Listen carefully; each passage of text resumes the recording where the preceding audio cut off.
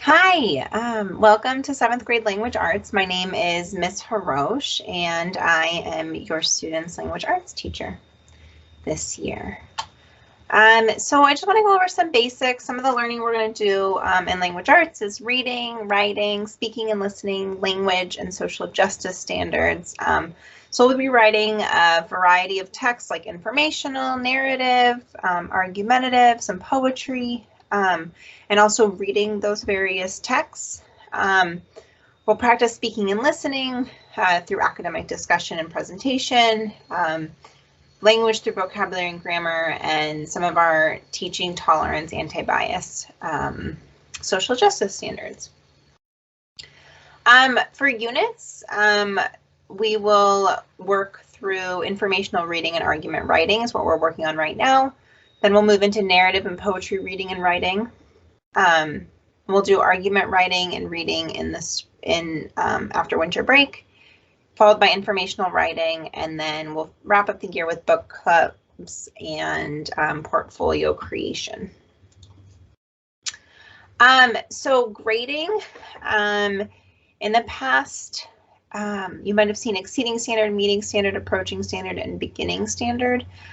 So we're doing something more similar to maybe what you saw in elementary school. So L4, L3, L2, and L1. Formative grades are not counted as towards the final grade. They're more for practice. And summative will fill 100% of the grade this year. I do want to say, so on my Schoology page, if you go to basic information, there are 2 videos that will share about how to find grades and how to understand different grades that you might see show up in the source. The Schoology page is also really helpful to see any assignments that students maybe missed or haven't completed yet, or it's also a great way to see kind of what's coming this week. So I make sure to write when we need computers. I try to share at least one thing that we're doing in class or everything that we're doing in class, plus any important information that students might need for the week. The most important thing, in my opinion, is independent reading.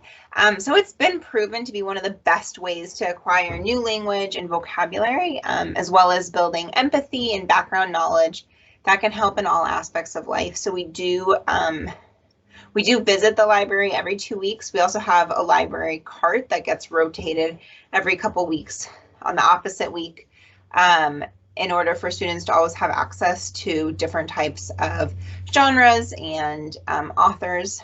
And we do start off each class every day with independent reading. So students are reading a ton in my class. My expectation is that they are bringing a book to class every single day.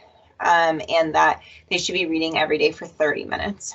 Other options are Hoopla and Libby, and also Destiny Discover. Those are all places that students can see books and borrow books online. Destiny Discover is the school's website for downloading and borrowing books, and then Hoopla and Libby are both through Seattle Public Schools, but students have access to them through their Seattle Schools ID. And they should have all already set up accounts for both Hoopla and Libby. And then finally, if you have any further questions, communication is super important to us. Feel free to email me with any questions or concerns, and I will do my best to get back to you as quickly as possible within 24 to 48 hours. My email address is below. And then finally, thank you so much for sharing your students with us every day. I think they're great, and I've really, really been enjoying getting to know each and every one of them this year so far. So I'm looking forward to the rest of the year. Have a good night.